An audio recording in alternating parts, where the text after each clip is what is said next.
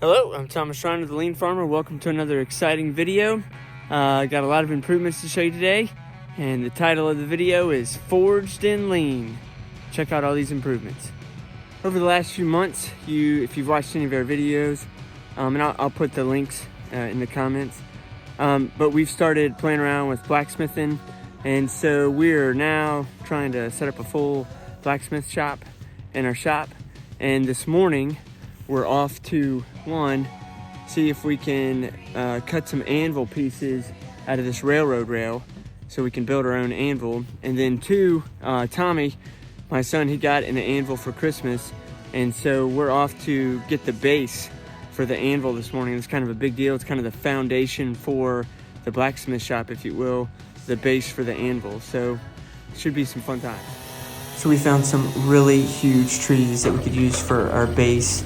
Had a good time cutting those, checking out the wood yard, and they were so big it took some big equipment to get them moved around, but we were able to get them sectioned up, moved around, and then get them placed in the truck, which was pretty fun watching that thing come off the forks and having to make sure it didn't roll forward and bust the back windshield out. But we got it done. We had a good time doing it, and the wood yard is always a fun place to check out.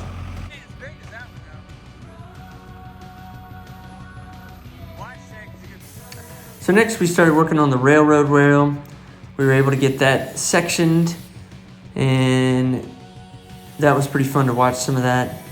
We had a good time doing that, and then shortly thereafter we were able to take it in, put it on the Bridgeport, and go ahead and machine the holes in that we're going to use to bolt it down to the bases that we just finished cutting.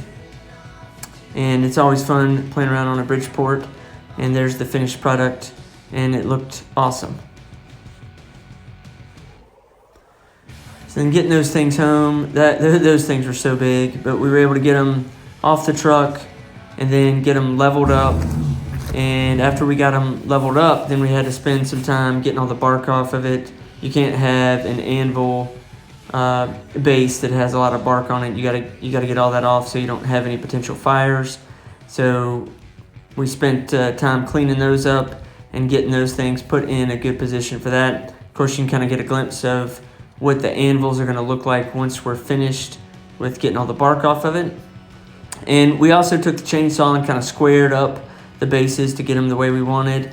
And next for our project, we had our propane tanks delivered, and we got those positioned behind the shop and got them all hooked up, and that's going to be much better than the little small propane tanks that we had been using. That was an excellent improvement. So we ordered our forge off Amazon. Super stoked about that. 3-burner, 24 inches long. You can make swords up to sword length with it. And now we just gotta finish getting the get everything set up, and then lay it out in a lean fashion. Got our gauges, got some other boxes. This is gonna be fun.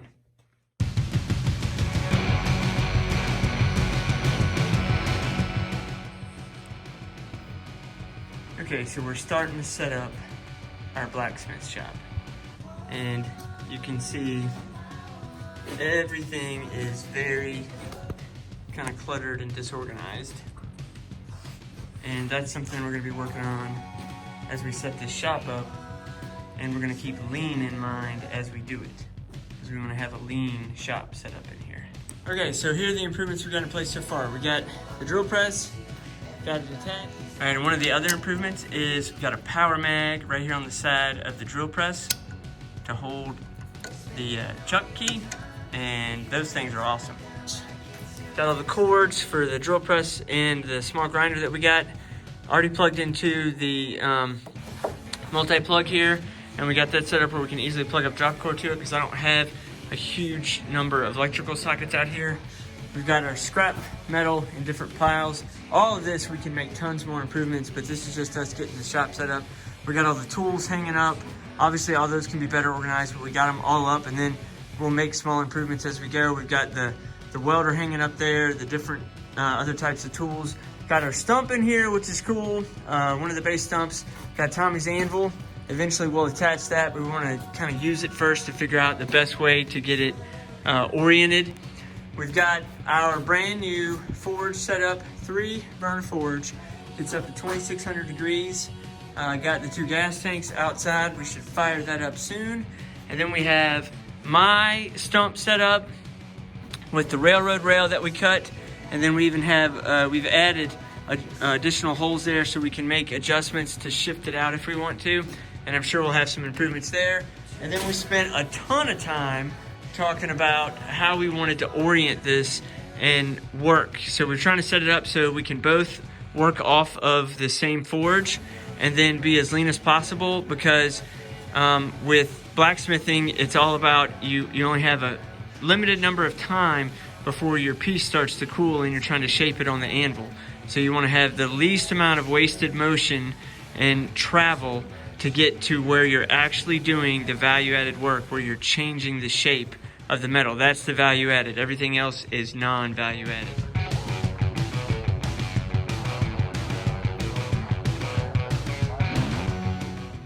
So there you go. Doesn't matter what you're doing, you can always be looking for improvements, even if you're trying to set up a forge.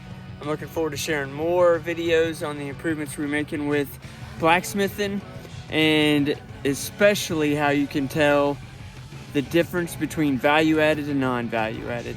Thanks again for watching. Don't forget to hit like and subscribe.